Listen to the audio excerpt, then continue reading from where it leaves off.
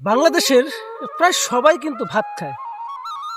এই ভাত তৈরি করতে একজন কৃষকের কত বেশি কষ্ট হয় শুধুমাত্র একজন কৃষক জানে।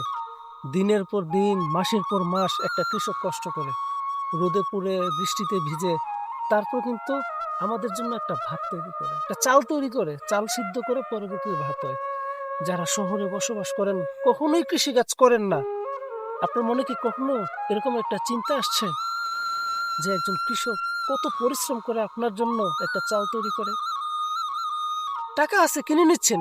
আরে ভাই, টাকা আছে কিনে নিচ্ছেন, তার মানে তো এই না যে আপনি মানে একজন কৃষকের প্রতি কৃতজ্ঞতা আপনার প্রকাশ শেষ হয়ে যাবে। একজন কৃষক অনেক পরিশ্রম করে আপনার জন্য, আমার জন্য। কৃষকের প্রতি সর্বদা, সব সময় সম্মান দেখানো উচিত। সর্বক্ষেত্রে কৃষককে সম্মান দেখানো উচিত। কৃষকের স্থান এই দেশে সবার উপরে। একজন শিক্ষিত হোক, সে ব্যারিস্টার হোক, সে ইঞ্জিনিয়ার হোক, সে ডাক্তার হোক, হ্যাঁ, নিজ নিজ জায়গা থেকে সবারই আলাদা একটা যোগ্যতা আছে, সম্মান পাওয়ার যোগ্য।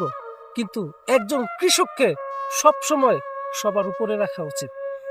কারণ কৃষকের অবদান আমরা কখনোই ভুলতে পারবো না। যদি আমরা কৃষকের অবদান ভুলে যাই, তখন কিন্তু আমাদের উপরে আল্লাহ তাআলার একটা গজব নাজিল হতে পারে। কারণ কৃষকের চেষ্টার ফসলই কিন্তু আমাদের ভাত, কৃষকের কষ্টই কিন্তু আমাদের পেটে যায়। সুতরাং কৃষককে ভালোবাসবেন, কৃষককে দেখলে তাদের সাথে দু একটা লাইন কথা বলবেন, সব সময় তাদেরকে ভালোবাসা দিয়ে আগলে রাখার চেষ্টা করবেন।